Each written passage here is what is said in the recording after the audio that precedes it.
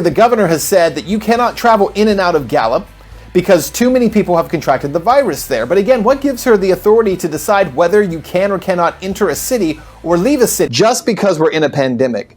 The U.S. Constitution does not disappear.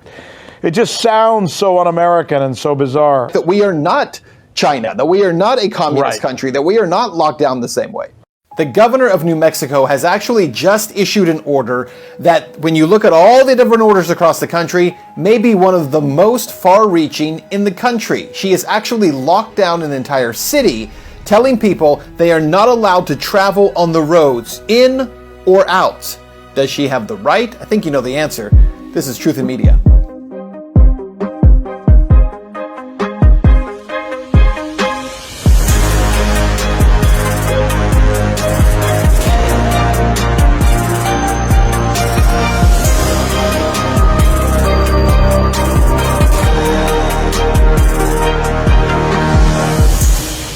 So get this, the governor of New Mexico has just invoked something called the Riot Control Act. She did it on Friday, saying that people cannot travel in and out of the city of Gallup, New Mexico. Gallup, if you don't know where it is up in the top northwestern corner of the state. It is near Arizona and Colorado. It is also near the Navajo Nation reservation. And yet, the governor of New Mexico says there has been a surge of coronavirus cases in the town of Gallup. The governor of New Mexico invoked the state's Riot Control Act on Friday as she sealed off all roads to non-essential traffic in the city of Gallup. So Gallup's a city of about 70,000 people along Interstate 40, and the governor has said that you cannot travel in or out of the town and has imposed a curfew on that town. Quote, Governor Michelle Lujan Grisham also required that businesses close from 5 p.m. to 8 a.m. in the city of 70,000 people along Interstate 40. COVID-19 infection rates in Gallup and surrounding McKinley County make it one of the worst U.S. hotspots for the pandemic as patients overwhelm intensive care facilities.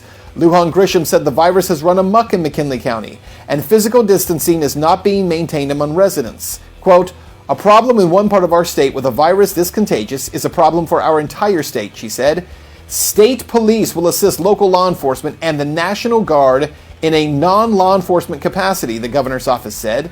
So essentially, the governor has said that you cannot travel in and out of Gallup because too many people have contracted the virus there. But again, what gives her the authority to decide whether you can or cannot enter a city or leave a city? Well, the governor is actually using the Riot Control Act and using powers from that in order to lock people down under a pandemic. Listen to this, quote, the Riot Act gives the governor the power to prohibit people from walking the streets, carrying firearms, assembling in public, and purchasing alcohol. Emergency declarations under the act expire after 3 days.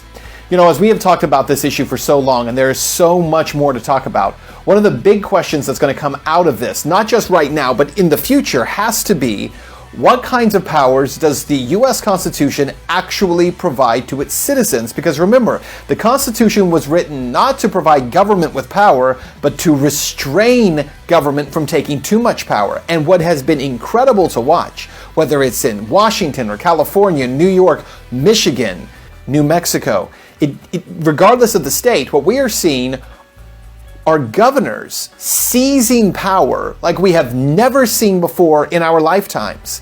We see governors in states like Maine, where they only have a couple dozen cases, insisting that the entire state be locked down, that all public events be locked down. In Michigan, where the governor says you can't travel to a home you own if you own more than one home. If you have a cabin up north, you can't travel back and forth. You got to pick one, and you can only be in one. You can't go to Home Depot and buy paint because the governor decides that's a non-essential item to be sold. And so you have to ask the question, at what point do we use this opportunity, and it's an opportunity to recognize how many rights we have surrendered in this country and to force lawmakers to return to our founding documents that give us the right to hold our government in check? Because that is ultimately not just our right, but it is the thing that makes us free. I was on the news with Rick Sanchez on RT America earlier today, and we talked about this issue, and he said this is essentially what Wuhan, China did. It is. It's exactly the same thing that Wuhan, China did. The Chinese government, Chinese communist government that completely controls its citizens, has done the exact same thing. And they've gotten praise from all over the world for it.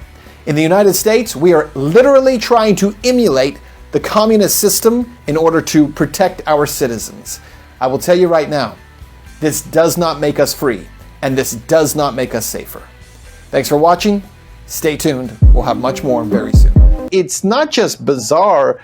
You have to start to ask the question, Rick. I mean, how much of this is unconstitutional to the point where just because we're in a pandemic, the U.S. Constitution does not disappear, and the ability for a leader to declare something just because you're the governor of a state, you do not have absolute authority to declare that people can't travel in and out of a city that is completely locked down or shut down. It's very strange. I get I think 20,000 people live there and 1,000 of them have the virus and a disproportionate number have died. So it is a little weird.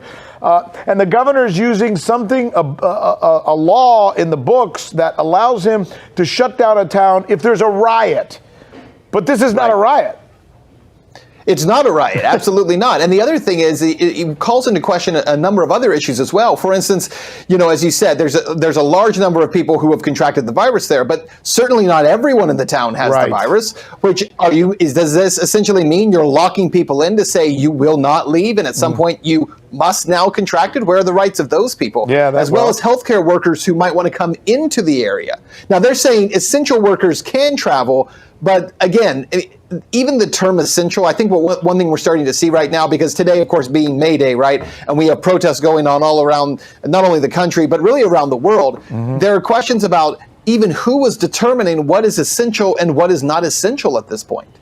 Yeah, it's a really weird situation. And the fact that just the eeriness of somebody telling someone, you're locked in, you can't leave, you can't do this, you can't, like in Wuhan, the town is locked down. Nobody's allowed in or out. That is just, it just sounds so un-American and so bizarre. And when you say it's like Wuhan, think about the connotation of that. Essentially, you're doing the same thing that the Chinese government is doing, but this is the United States, which prides itself on the fact that we are not China, that we are not a communist country, that we are not locked down the same way.